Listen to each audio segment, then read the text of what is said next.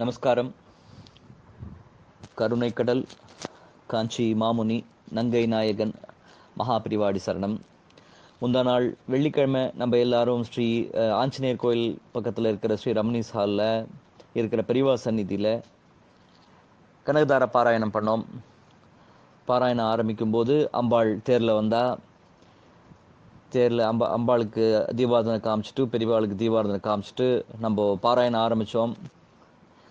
ஒரு 4வது பாராயணம் ஆரம்பிக்கும்போது மழை, அப்படி ஒரு மழை நம்ம எல்லாருமே பார்த்தோம். அந்த மழையை இந்த ஸ்லோகத்தில் 8வது ஸ்லோகத்தில் சொல்லுவார் ஆதிசங்கரர், இஷ்டா விசிஷ்டமத யோபி அதயாத யாத்திர திருஷ்டாதிர்விட்டபதம் சுலபம் லபந்தே அப்படின்னு. இந்த மாதிரி காஞ்சு இருக்கிற பூமியில் உன்னுடைய கருணையான மழையை பெய்யவை தாயே அப்படின்னு சொல்லி அம்பாள்கிட்ட மனமுருகி பிரார்த்திப்பார். அதுக்கு அம்பாள் மழை பொழிவா.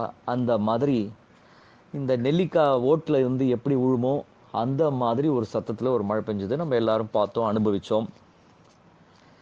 இது அதுக்கப்புறமா அது முடிஞ்ச உடனே பாராயணம் முடிஞ்சது, முடிகிற வரைக்கும் மழை பெஞ்சது. அப்புறம் இங்கே கூட சொன்னால் எல்லாரும், இந்த ஏரியாவில் ஒண்டி தான் மழை, கிண்டியை தாண்டி மழை கிடையாது, அந்த சைடில் காண்டி மழை கிடையாது, காஞ்சிருந்தது, இந்த ஏரியாவில் ஒண்டி தான் மழை அப்படின்னு சொன்னால். இது முடிஞ்சது, பாராயணம் முடிஞ்சது. நம்ம முடிஞ்சதுனே நம்ம சுபாமாமிக்கு பெரியவாளும் அம்பாளும் பிரத்யட்சமானா. பெரியவா எந்த வார்த்தைகள் பிரயோகிப்பாலோ அதே வார்த்தைகள் அந்த மாமிட்டேருந்து வந்தது பெரியவா ரூபத்தில். பரம சந்தோஷம் அப்படின்னு சொன்னால், பரம சந்தோஷம்னு சொன்னால் எல்லாரும் க்ஷேமமாக இருங்கோ அப்படின்னா. அப்புறம் என் கையை பிடிச்சிட்டு நிறைய செய் அப்படின்னா, நிறைய செய் அப்படின்னா ஒரு 4 நெல்லிக்காய் என் கையில் கொடுத்தா. இது முடித்தோடனே நம்ம எல்லாரும் ஒரு விவரண ஒரு ஒரு டிஃப்ரெண்ட் பிளேன், நம்ம எல்லாருமே வேற ஒரு இதில் இருந்தோம். அந்த என்விரான்மெண்ட்டே கம்ப்ளீட்டாக சேஞ்சாக இருந்ததுன்னு நமக்கு தெரியும். ஒரு சார்ஜ் அப் என்விரான்மெண்ட்டாக இருந்தது.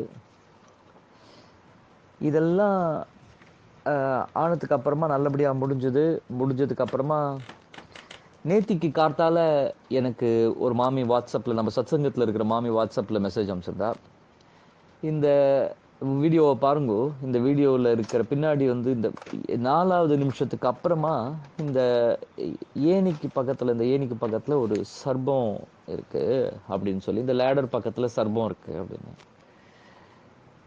நான் பார்த்தேன். எனக்கு அஞ்ஞான கண், எனக்கு சரியாக தெரியல. அதனால அந்த மாமி டிசப்பாயிண்ட் பண்ணக்கூடாது அப்படின்னு சொல்லி நான் அப்படியா ரொம்ப ஷாக்கிங்காக இருக்குது, நீங்கள் ஈவினிங் வரேன்னு சொன்னேன், நம்ம ஈவினிங் பார்ப்போம் அப்படின்னு சொல்லிட்டேன். எனக்கு இன்னொன்றும் அந்த என்ன இருந்தாலும் நரஜன்மம் தானே, எனக்கு ஒரு லாஜிக்கல் மைண்டு மாதிரிலாம் யோசிப்போம் அப்படிங்கிற மாதிரிலாம் இருக்கும் இல்லையா, முட்டாள்தனமான யோசிப்புலாம் இருக்கு இல்லையா. நான் நினச்சேன், மேபி எமோஷ்னலாக ரொம்ப சார்ஜ் அப் ஆகிட்டோம் அப்படின்னு சொன்னால் ஒரு சில சமயம் இந்த மாதிரி நம்ம பாவிச்சுப்போம் அப்படிங்கிற மாதிரி எனக்கு ஒரு எண்ணம். ஏதோ ஒரு கயரோ ஏதோ ஒன்று இந்த மாதிரி ஆடித்துன்னா அந்த மாதிரி பாவிச்சுப்போன்னு. ஆனால் சத்தியமாக அந்த இடத்துல இருக்கிறத நான் பார்க்கல. அதை பார்த்துருந்தேன்னா எனக்கு தெரிஞ்சிருக்கு. அதான் அவ்வளோ தூரம் எனக்கு தெரியல. அது லேடர்னு போட்டிருந்தா எனக்கு சரியாக அதை பார்க்கல.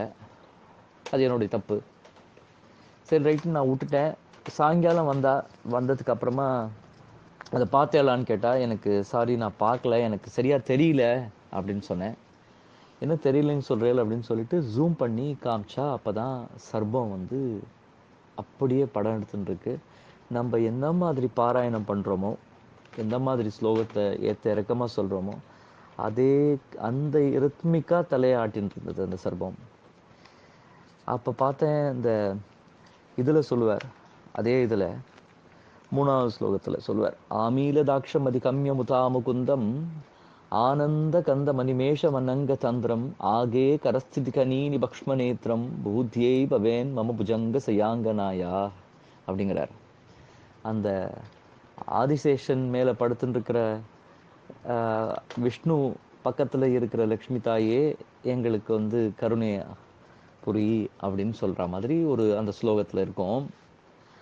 அந்த ஆதிசேஷன் ரூபத்துல நம்ம மகா பெரியவா அந்த ஸ்லோகத்தை தன்னுடைய குரு உருவாக்கின படைத்த ஸ்லோகத்தை இவ எல்லாரும் சொல்றாளே அப்படின்றதுக்கு அந்த தலையை ஆட்டி எவ்வளவு அழகா கேட்டார் அப்படின்றத ஒரு பாவத்துல நான் பார்த்தத. இதுக்கு மேல ஒரு பிரத்யக்ஷமா இதுக்கு மேல வந்து பெரியவா வந்து ஆசீர்வாதம் பண்ண முடியுமா அப்படின்னு கேட்டா எனக்கு தெரியல. ஏன்னா இந்த இது ஆரம்பிக்கும் போதே சொன்னேன், இந்த கனகதார பாராயணம் ஆரம்பிக்கும் போதே இது வந்து ஒரு ப்ராஜெக்ட். ஆதிசங்கரருடைய எல்லா வேலைப்பாடுகளையும் ஆதிசங்கரருடைய ஒரு ஒரு படைப்புகளையும் அந்தந்த அந்தந்த தெய்வத்துங்களுடைய அந்தந்த தினங்களுக்காக அன்னைக்கு பாராயணம் பண்ண போறோம் அப்படிங்கிற ஒரு ப்ராஜெக்ட் தான் ஆரம்பிச்சோம் அப்படின்னு சொன்னேன்.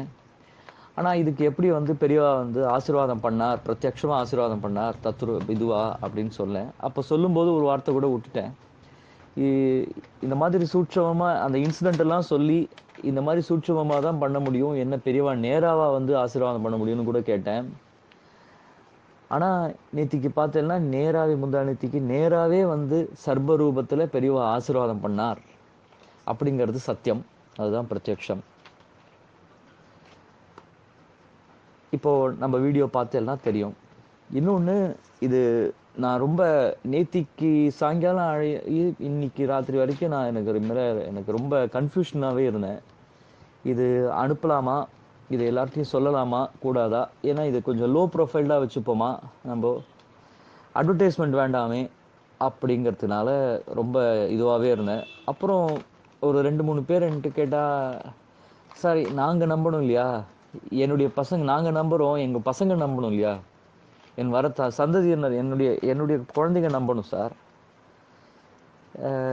எங்கள் பசங்க எப்படி நான் நம்புவா, இதெல்லாம் வெளியில் சொன்னாதான் நான் நம்புவா, திருப்பி நாளைக்கு என் சங்கதியில் வந்து உள்ளே கூட்டின்னு வரணும், இந்த மாதிரி ஆன்மீக பாதையிலையோ இந்த மாதிரி ஒரு குரு சேவையிலையோ கூட்டின்னு வரணும் அப்படின்னு சொன்னால் எப்படி கூட்டின்னு வருது அவளுக்கு, இதெல்லாம் பண்ணாதானே தேவைப்படும், இதெல்லாம் தேவைப்படுறது இந்த காலத்தில் அப்படின்னு சொன்னான்.